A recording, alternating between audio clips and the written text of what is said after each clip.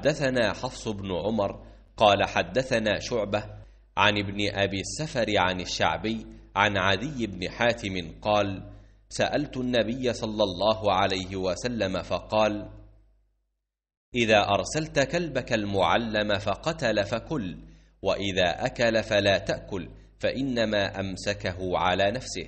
قلت أرسل كلبي فأجد معه كلبا آخر. قال فلا تأكل، فإنما سميت على كلبك ولم تسم على كلب آخر।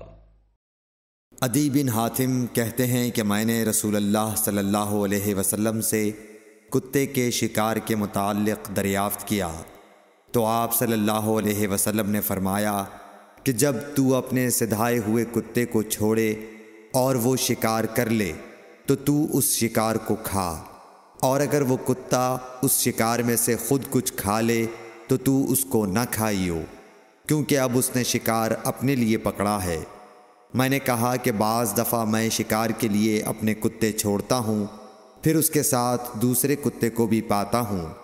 आप सल्लल्लाहु अलैहि वसल्लम ने फ़रमाया फिर मत खा, क्योंकि तुमने बिस्मिल्लाह अपने कुत्ते पर पढ़ी थी, दूसरे कुत्ते पर नहीं पढ़ी।